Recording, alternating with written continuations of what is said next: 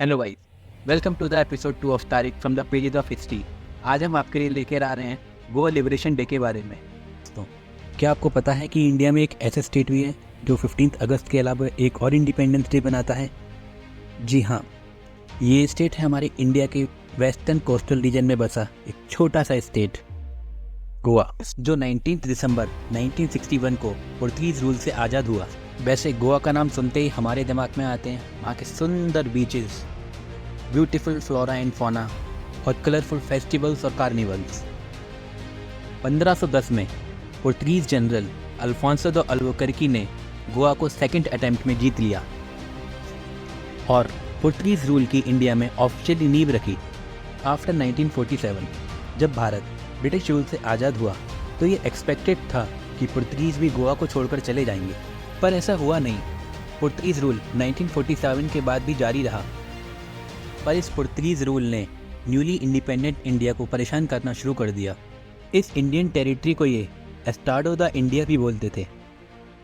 जब इंडिया ने अपनी टेरिटरी को रिक्लेम किया तो पुर्तगाल ने इस क्लेम को अनएथिकल और इलीगल डिक्लेयर कर दिया। पुर्तगाल ने इसे अपना इंटीग्रल पार्ट बताते हुए ये लॉजिक दिया कि 1500 एडी में उनके एनेक्सेशन ऑफ गोवा के वक्त कोई भारत जैसा देश था ही नहीं। पुर्तगाल के सो कॉल्ड एस्टाडो द इंडिया में गोवा, दीव, दमन एंड दादरा एंड नागर हवेली आती थी, जिसमें 4000 स्क्वायर किलोमीटर के एरिया में करीब 6 लाख लोग रहते थे और इसका डेमोग्राफिक इस हिसाब से था कि करीब 61% हिंदू, 35% क्रिश्चियन और अदर रिलीजन के लोग रहते थे।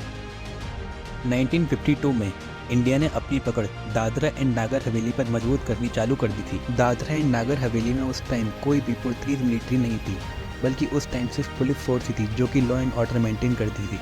इसके अलावा ये एरिया कम्प्लीटली इंडियन टेरिटरी से घिरे हुए थे और इंडिया ने यहाँ पर सामान और इंसान के आने जाने की रेस्ट्रिक्शंस लगा दी थी।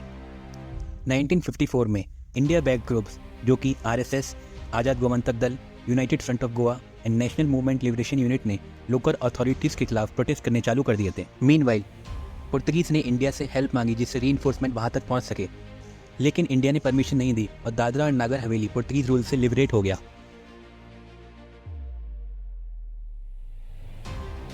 – 1957 में पहली बार नेहरू जी ने आचार्य विनोबा भावे को लिखे लेटर में एक मिलिट्री एक्शन की बात कही थी, बट इंडिया के पास कोई रीज़न नहीं था जिसकी वजह से वो पुर्तगीज पे अटैक कर सके।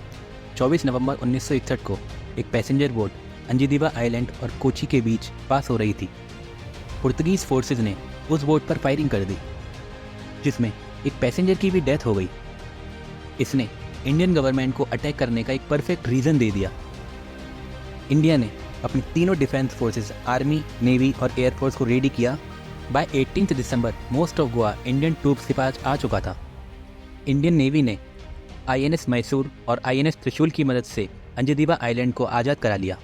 19 दिसंबर को गोवा के गवर्नर मैनुअल सिल्वा ने सर्टिफिकेट ऑफ सरेंडर पर साइन कर दिया और इसी के साथ गोवा, दमन एंड दीव इंडिया की यूनियन टेरिटरी का पार्ट बने। गोवा को आगे चलकर 1987 में एक स्टेट का दर्जा प्राप्त हुआ। वह भारत का 25वां स्टेट बना।